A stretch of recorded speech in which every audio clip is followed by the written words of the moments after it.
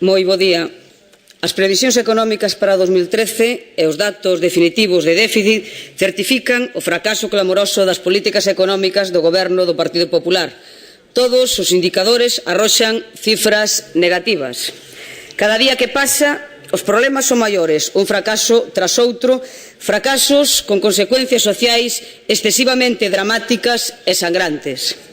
As persoas que quedan sen traballo non disminúen, os ingresos das familias caen e os problemas de exclusión e pobreza extrema dispáranse. O Goberno do Partido Popular anunciou e asegurou que a economía iba a recuperarse na segunda metade do 2013 e agora non lle quedou outra que recoñecer que a recesión e a depresión van a afondarse e prolongarse aínda máis. Os sacrificios que lle están a pedir ao pobo son inútiles para recuperar a economía e frear a crise e só están a arrasar coas condicións de vida da xente.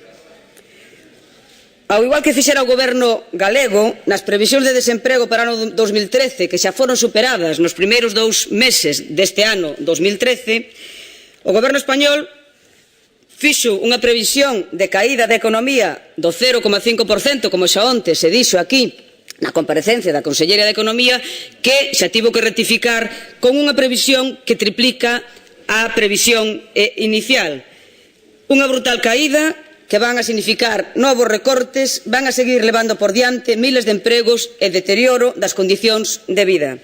Medidas que non solucionan o problema porque, en realidade, o seu obxectivo non é ese, non é solucionar o problema da xente, senón que o obxectivo é nin siquiera a recuperación de emprego. O obxectivo que buscan é o rescate dos bancos única e exclusivamente. Todo o sacrificio para o pobo no obxectivo de salvar a banca e de salvar os oligopolios. Unha política de seguimento cego dos mercados, unha política de seguimento cego da banca, de seguimento cego da troika. Unha política de cesión de soberanía, de sumisión practicada polo Goberno do Estado, polo Goberno español, practicada polo Goberno galego, con Feijóo á cabeza, que non teñen ningún problema en poñer por diante, primeiro, como sempre, os intereses de España antes que os problemas de Galiza e, no caso que hoxe nos ocupa, os problemas da mocidade galega. Unhas políticas que só deixan damnificados no camiño e dentro deses damnificados, de logo está a nosa mocidade, a xuventude traballadora. A situación laboral da mocidade é de tal gravedade e magnitude que cando desde o BNG a calificamos de dramática, aínda nos quedamos cortos. Presenza excesiva en empregos eventuais, vulnerabilidade, exposición á discriminación laboral, menores salarios, maior temporalidade, taxas de desemprego inasumibles. Miren, o paro juvenil medrou un 34% en Galiza en apenas un ano. Esa é a realidade. En Galiza, o paro de menores de 25 anos está no 50,6%, 123% máis de cando empezou a crise. E dos que teñen traballo, máis do 65% é traballo temporal. E, ademais, os que levan no paro máis dun ano están a medrar insistentemente. Esta é a realidade. En 2012, 25.472 mozos e mozas de entre 20 e 34 anos abandonaron Galiza. 2.122 ao mes e 70 cada día. Non me vou cansar de repetirlo porque esa son a realidade dos datos. En este contexto, o Estado español aproba o Real Decreto Lei 4/2013 de 22 de febreiro de medidas de apoio ao emprendemento e de estímulo do crecemento e da creación de emprego, un título moi rimbombante, e logo, pois, a Estrategia de Emprendemento e Emprego Juvenil 2013-2012. E poñen en marcha tanto o decreto como a estrategia exclusivamente porque a Unión Europea decidiu destinar fondos para evitar a escalada de desemprego juvenil e evitar unha explosión social. A Unión Europea, a cambio de roubarnos, a cambio de desmantelar os nosos sectores productivos, de imposibilitar o desenvolvemento da economía de Galiza, resulta que decide mandar fondos para un plan de emprego juvenil, unha estrategia de emprego juvenil. E o Estado español, o Partido Popular, pone en marcha só para gastar eses cartos que manda Europa. Non hai estudos previos, non hai folla de ruta, non hai estratexia. Europa decide, o Estado español efectiviza e a Xunta de Galiza obedece sumisamente. Un Real Decreto que apenas son medidas paliativas que non van a orixe do problema, ni moitísimo menos. Quixeron presentar este Real Decreto como un remedio milagreiro, a solución para o paro da xente nova no noso país, mas a realidade é como poñerlle tiritas ou darlle aspirinas a un doente que está na UCI. Esa é a auténtica realidade. Non hai país no mundo que poida crear emprego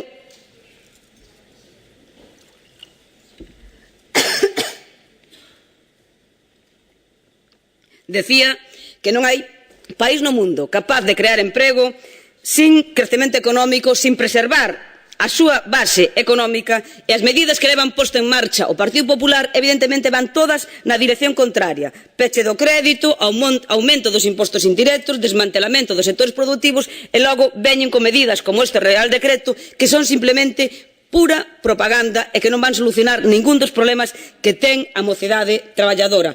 É única e exclusivamente unha estafa, é un retroceso nos dereitos laborais enmarcados dentro da regresiva reforma laboral que aprobaron vostedes hai pouco máis dun ano. Aproban toda unha serie de medidas destinadas non a crear emprego, senón a beneficiar a patronal, con transferencias económicas e flexibilidades na contratación a costa dunha maior precariedade e explotación da mocidade traballadora. Un paquete de medidas que contén este Real Decreto que supoñen máis contratos precarios, salarios míseros, contratos a tempo parcial, contratos en moitos casos en dereito a prestación por desemprego. Un Real Decreto que contempla a ampliación das actuacións que poden levar a cabo as ETTS, as empresas de traballo temporal, para que poidan suscribir contratos de formación, reforzando cada vez máis o seu poder dentro do mercado laboral, privatizando cada vez máis o mercado laboral. Permítenlle con este decreto ás empresas de traballo temporal formalizar contratos para formación e aprendizaxe, unha modalidade impulsada xa na reforma laboral que favorece a explotación da mocidade, que permite que mozos e mozas poidan ser aprendices con menores salarios ata os 33 anos. Esa é a realidade deste decreto. O BNG solicitamos a derogación deste decreto porque nun escenario como o actual de desmantelamento do noso tecido productivo, de peche continuo de pequenas e medianas empresas, de baixada do consumo polos seus recortes, pola subida de impostos, pola baixada de salarios, a inexistencia de crédito, dende logo a solución non pasa por este plan, con medidas que só podo calificar de ridículas. Póñolles un exemplo. Permite este Real Decreto a capitalización do 100% das prestacións por desemprego na mocidade que queira acollerse. Pero se a maioría dos mozos e mozas teñen contratos que non teñen dereito á prestación de desemprego, e logo poñen como medida estrela que poden capitalizar os recursos para facer montarse unha empresiña. Dende logo, repito que non é máis que unha estafa. Pedimos a derogación deste decreto porque o Parlamento galego non pode ser unha sinxela correa de transmisión de execución do que se decide en Madrid ou en Bruselas. O Parlamento galego ten a obriga de servir os intereses dos galegos e das galegas e, dende logo, este plan de emprego para os mozos do Estado español e este decreto non responde aos intereses da mocidade traballadora galega. Hai un par de días o señor Puig, que non está neste momento aquí na Cámara, propoñía a reducción de deputados e deputadas desta Cámara como un xeito de lanzarlle unha mensaxe á cidadanía galega. A auténtica mensaxe que hai que lanzarlle á cidadanía galega é que este Parlamento ten como prioridade os problemas dos galegos e das galegas. Esa é a mensaxe que hai que mandarlle. E con medidas como as que se contemplan en este Real Decreto, dende logo, están roubando o futuro da xuventude, están roubando o futuro da mocidade traballadora. Pretenden amosar as vantaxes do que na práctica é unha ofensa e unha auténtica fraude.